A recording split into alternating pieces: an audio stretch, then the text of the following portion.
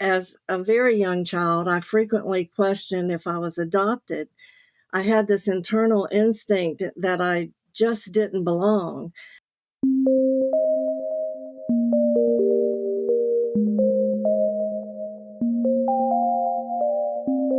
Hello, you are listening to NPE Stories. This is a podcast where NPEs can share their story. I am your host, Lily, and I found out I was an NPE through an ancestry DNA test that changed my life forever.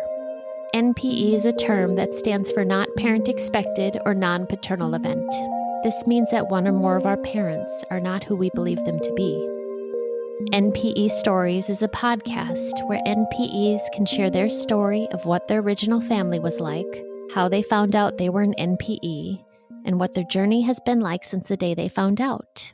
And welcome to episode 215. And today I am speaking with Devorah. Hi, Devorah. Hi. How are you doing? I'm doing great.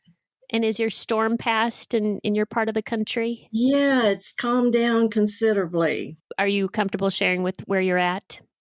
Oh, in Mount Pleasant, South Carolina. And that you just told me the reason, because I was asking about your beautiful accent. You said you're near Charleston, right? Yeah, I am. Yes. And I'm in Minneapolis, Minnesota, so a little different weather than you. Oh, yeah, I would imagine. We're going to listen to your story today. And did you want to, at this point anyone in the direction of your memoir, your book, or do you want to Sure. talk? Oh, well, I mean, I could just kind of start if that's all right with you, I guess. Absolutely. It's kind of all woven in here together. And I first want to thank you, Lily, so much for inviting me to tell my incredible, unusual story, although I'm not as unusual in the world of NPEs as I am in the mainstream world. But quite a few people have often thought that my story was just unbelievable.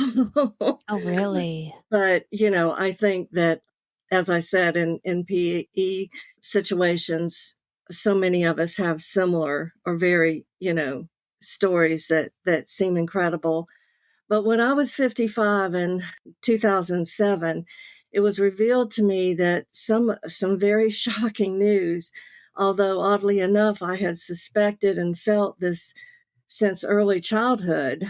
As a very young child, I frequently questioned if I was adopted. I had this internal instinct that I just didn't belong. That and that who I was told were my parents weren't my birth parents. So my story has so many twists and turns and involves so many crazy details that I began writing these things down almost at the beginning when it started to unfold. This discovery took over 10 years to reveal most of the details. Some of the story is still in progress. I haven't learned everything yet, but mostly. I logged every investigation and inquiry that I had found in several 3-inch binders of my journey, and they're packed to the brim.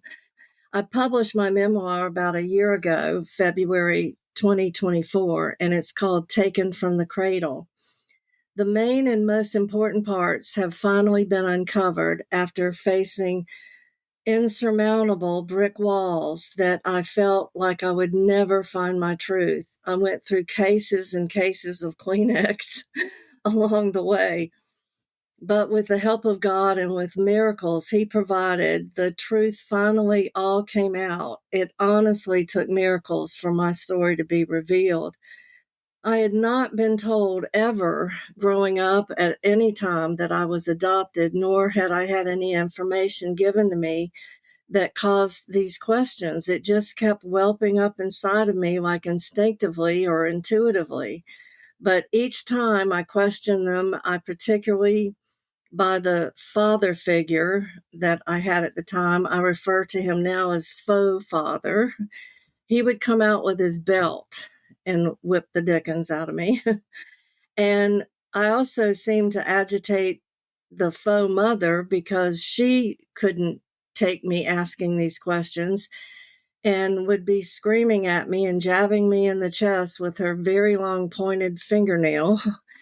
I'll never forget those fingernails.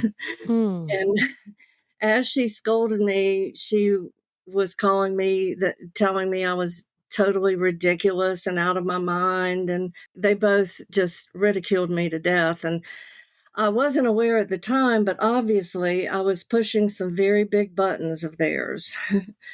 So the whole experience honestly baffled me. I was constantly asking myself, why do I keep bringing this up? Because every time I did, I would get spanked and be called crazy and an idiot and someone with mental problems and so on. And their name calling was pretty endless. I mean, it provoked a real insecurity and a lack of confidence in my instincts. And of course, they were doing this just to hush me up. But, it almost convinced me that they were right. Maybe I was crazy. I didn't know. I was so young at the time. But I finally got wise around age 11 or 12, I think it was, and told myself to stop asking. I mean, wise up, kid. This in no way stopped my feelings inside, though. As I got older and living with them, it only grew increasingly more evident that I didn't belong. But I can't possibly go into all of the details that I went through over this. There's so many, and it just took so long to kind of go over these massive brick walls that I was encountering to find my answers. But I'll try to, hit the high points in this podcast. But this unearthing of the stolen truth all began when my daughter and I were driving back from the funeral of the faux mother from Jacksonville, Florida, to our home in South Carolina. The faux father had died several years before that. As I was driving home from this funeral, my daughter suddenly, out of the blue, just said to me, "You've been right all along. You were adopted." And I nearly wrecked the car. I whipped my head around to her sitting in the passenger seat and said, "What are you talking about?" And she began telling me that she had found out through their cousin that, in fact, I was adopted. And she said that she was sure the information was true. However, she wanted to confirm it first with whom she called her grandmother, the faux mother I've talked about. She had sat with her when she was dying and trying to get her to confess. My daughter told me that she wasn't going to tell me until she had gotten her to actually tell her the truth and say, yes, that is true. But this faux mother and her grandmother, or, whatever, went to her grave without coming clean and telling the truth. And that was just left me in a terrible void to overcome this and to know how to uncover all of this information. I had nothing to go on. I mean, zero, zip, nada. So hearing this at age 55, I set out to find my truth in a dark and void place with nothing to go on. This was part of my story that I'll have to refer to my book because it is so very involved in unbelievable details of all the hundreds of brick walls I came upon. And I keep referring to brick walls is because all those years and time, I literally, well, not literally, but I really visualized brick walls, literally in my mind. I saw brick walls and it just seemed to overtake me. But anyway, I look back now and I wonder how I kept going. And again, the only answer has to be God. He held my hand, and otherwise, it was humanly impossible. But to give you a brief description of what I uncovered, the Jacksonville Police Department in Florida had many officers that were involved in a black market baby ring.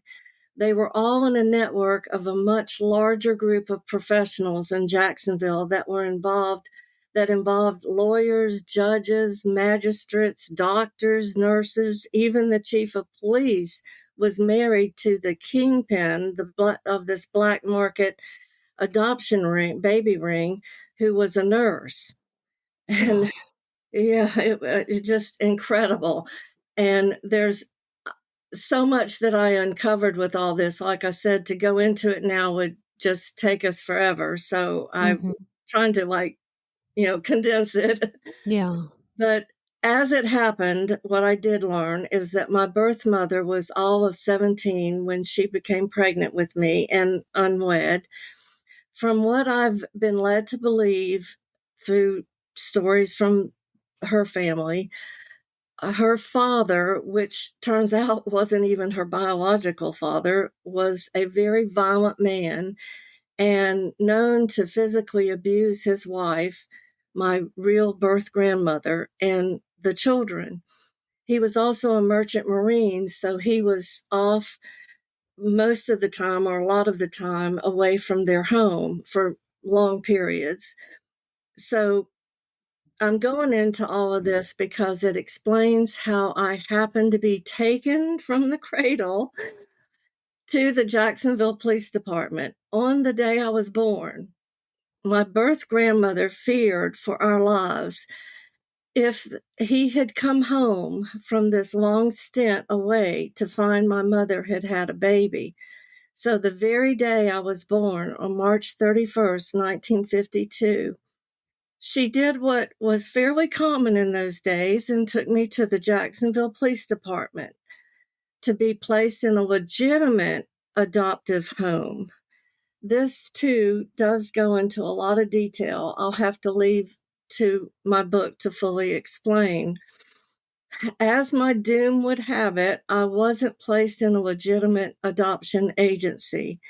I was handed over to a Jacksonville police detective at this department that happened to be in the black market baby ring. My grandmother never knew or had any idea about this part of it. This woman detective called her sister and asked, "Do you want a baby?" And I've yet to learn if I was sold, probably so, but for how much, I have no idea. These things I still don't know. But since they were related to each other, probably a discounted price. Mm. No wonder I like discount stores. Okay, not funny. But there was a world of information on this aunt as I grew up thinking she was. And believe me, she was quite a character. Although, even in my book, I left a lot of it out. Sometimes I did it intentional, and other times I was just so overwhelmed by all of this that I didn't think of all the details I was writing. But I have it all documented in those binders. It went through so many edits also. I mean, it was so hard writing. Removing and adding stuff, it was such a labor of intensity that I became overwhelmed a lot of the time writing, and I was also pushed to get the book published. I did my best, although I'm sure I didn't do good enough.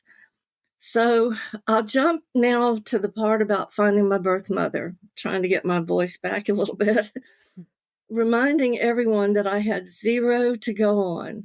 There's a lot that probably just won't make sense in the podcast by not filling in all of the blanks, but the book does have the main important parts filled in. Hmm.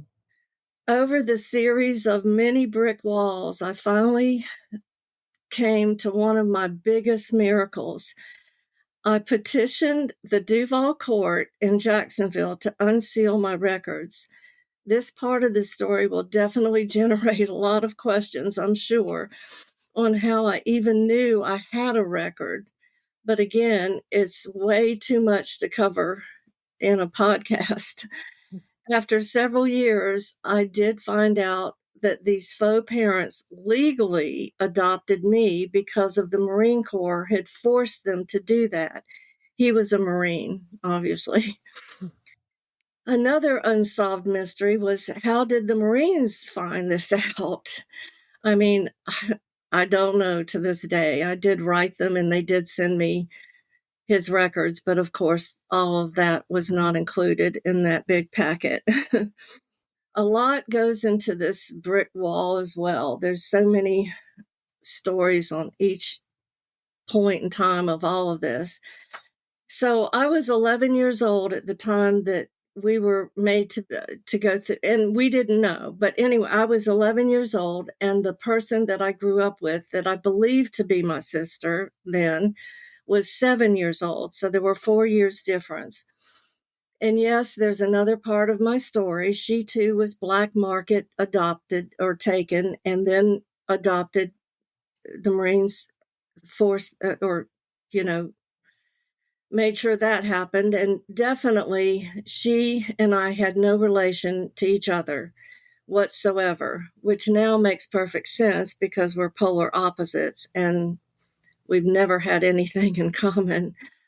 But anyway, back to my miracle in the courts. I was told repeatedly by the Duval court that I needed to give this whole idea up, that the judges, and particularly the judge on the circuit at that time, never unseals records. In fact, she went into a long, drawn out thing about this and even said that the years around when I was born, my birth year, that most of the records were all lost, and due to destruction in their record room, that she doubted very seriously that I even had a record.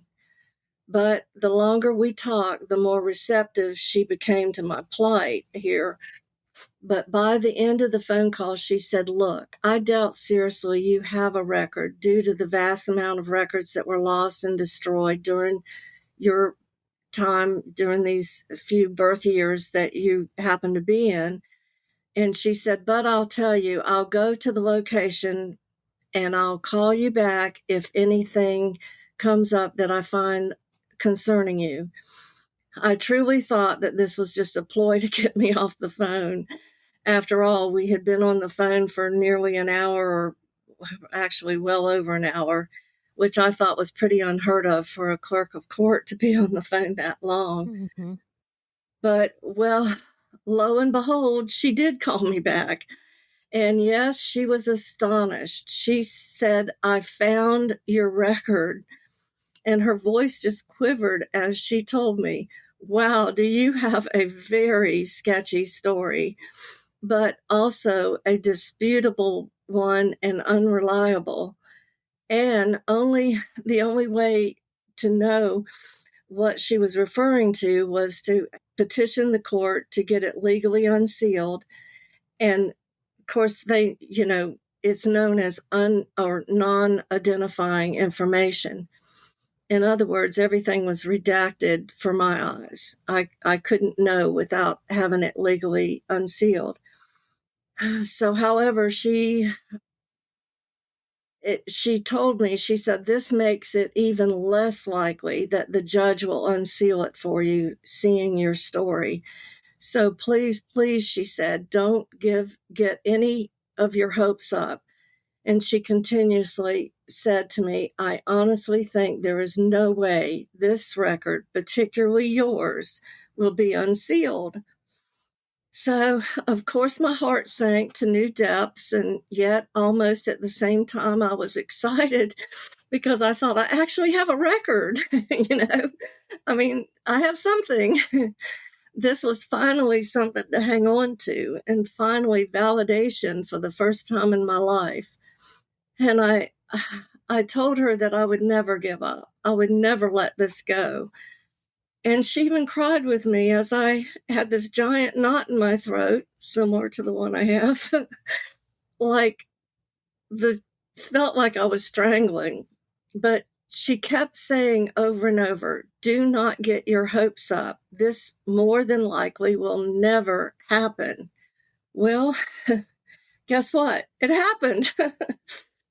I made it over the tallest, biggest, giant wall of all.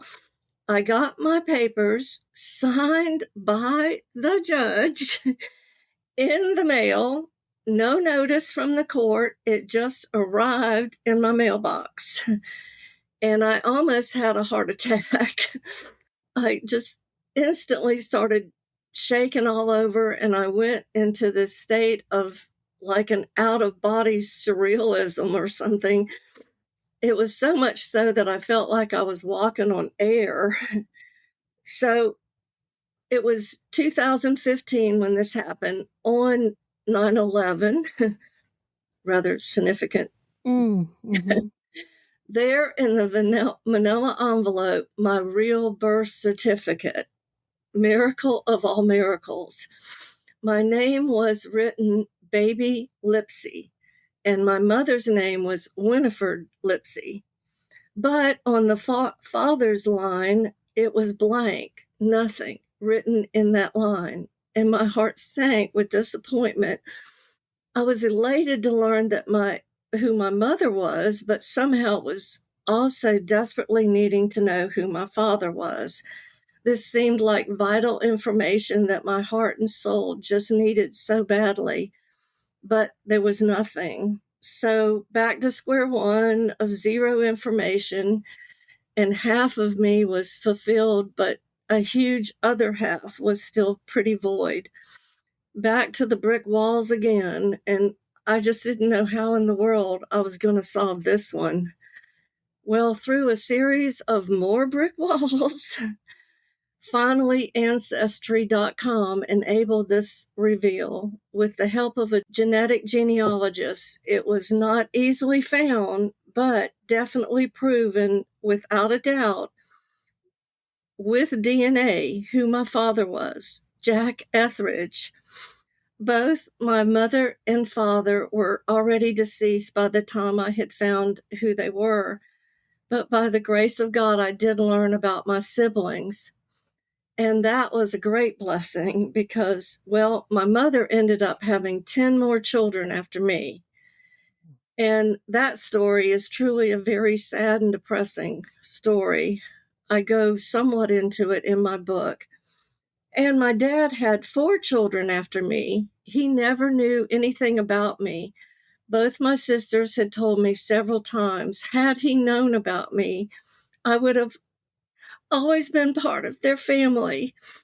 This helps and hurts all at the same time, because to know that I lost out being part of their family was very and is very painful. But to know he was such a great and loving father made my heart swell, and it makes me so proud of him that he was such a good man. And it just made the emptiness somehow just go away.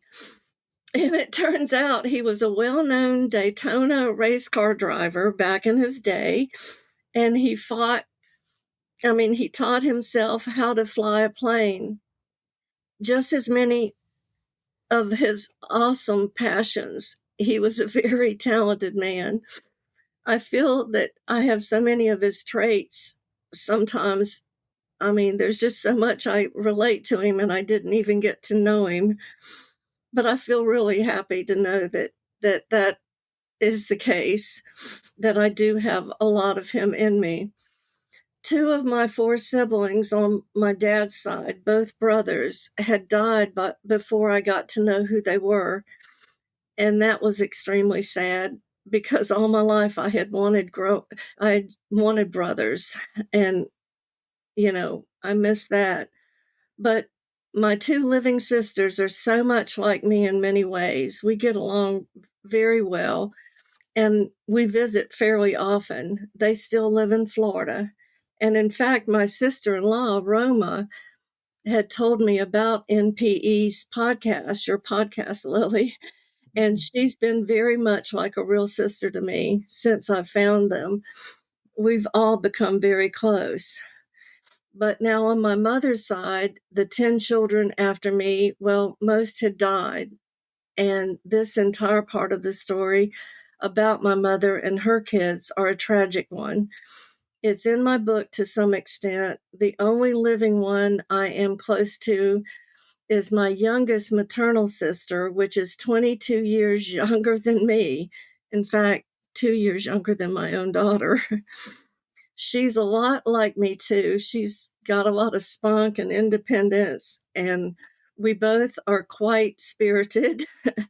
She's an excellent mother, and I'm proud of her doing so much of it on her own. And well, now I can say that most of my story has been unearthed, and I feel much happier to know the truth. I've conquered the biggest brick walls, and I finally have some peace and feel God's love in all He's done for me. I'm not alone or abandoned. That feeling's finally gone away. And with Him by my side, He validated me by proving I was right all along. All the times I was told how crazy my thoughts were clearly lies. This validation meant everything to me. I came out of this with a strong drive to convey my story because I believe that what I've gone through and recognizing it was the soulful perseverance and determination to never give up. That's what kept me on the path to truth. And if this could be an encouragement to anybody or to those that are facing difficulty and seeking to overcome hardships, I want to assure you, with God's help, all things are possible.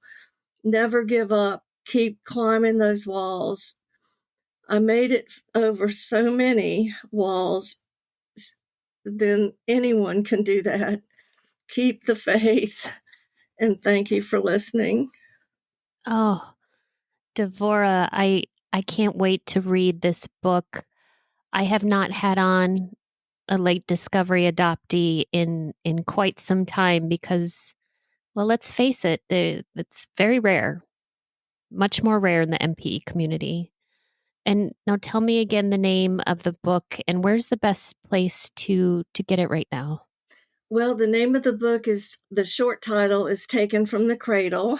The long subtitle is Unveiling a Black Market Ring, Conquering Walls to Unearth the Stolen Truth by Devorah Lee, me. And it's sold in all the major bookstores. Amazon, of course, is the most common place I think a lot of people get their books. I don't know. It's also sold internationally.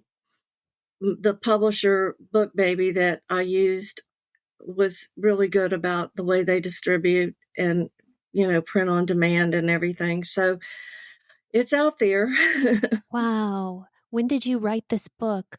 Well, I started right after I found out about this alarming truth about being adopted. That was in 2007. I kind of started taking notes. I didn't really start the book, but I started gathering notes. I'm sort of a note taker, researcher kind of person. And I knew that this was going to be a long haul. So I just started keeping records, and then eventually the records turned into short stories, and that I didn't publish. I was just trying to, get it together. And I had friends from Beaufort where I grew up. I grew up in Beaufort, South Carolina, and many of the friends there who knew me when I was a child and knew me growing up encouraged me a lot to write a book about this. And so it all just kind of evolved into a book. Yes. But so I would say it was birthed in 2007, but it really, I didn't, I had so many, I keep calling them brick walls, but I had so many things to find out that it really didn't get off the ground until, probably 2015, when I found out, when I found my sisters, and at that time I started accelerating the writing, because I just felt inside I had to, if nothing else, I just had to get it out and write it. And whether I published it or not at that particular time, I didn't know if that would ever happen. But I just thought it's got to be down on paper, Oh, yes. I will put a link for Taken from the Cradle in the show notes. and a link for your website. And I'll quickly say, if there are any new listeners, on NPE Stories, underneath our misattributed parentage umbrella, we have NPEs where they usually find out they're not related to their paternal side. We have late discovery, donor conceived individuals, and then late discovery adoptees. So, Devorah, you fit in with the NPEs as well as the adoptee community. I've been to 2 summits where there were both adoptees and NPEs. And people such as yourself that are late discovery adoptees, they could go into any of the rooms. They could go into the adoptee rooms. They could go into the NPE rooms. Where do you really identify? More with the adoptees, the NPEs? Oh, that's hard to It's answer. hard. I know. I'm wondering, just where have you found your support? That's what I'm really looking for. Because you're both. You are a unique Yeah, that's story. why it's hard to say. I know. I Yeah. am. Have you found any support online or with therapy? It sounds like you have your faith. What has been the most helpful? Faith is probably the biggest, but I had a lot of periods of time that there wasn't any faith. For sure. I felt all alone in this whole quest. I did go on Facebook to the adoption sites, and in my book, I get into how I found this genetic genealogist, which was another miracle. Honestly, I'm not trying to overuse the word, but I mean, when you hear all the details, I don't know another way to describe it. But I found her, or she found me, really. I didn't find her, and she's the one who helped me to find my father. So I went on a lot of these Facebook adoption sites. I was just desperate. I detail in the book all the different, there was a website about adoptees, how the site helped to find those who were adopted, or the parents who had to give up their children. And I got information there. I also found a book that was called, oh my goodness, the name of the book just suddenly left my mind. Anyway, the gentleman that wrote it, it'll come to me. Fraud in the Courts. Thank you. It's like, after all these years, I couldn't believe I forgot it. But he happened to be one of the same victims that I was in with this black market baby ring. And I found out a lot of information from his book.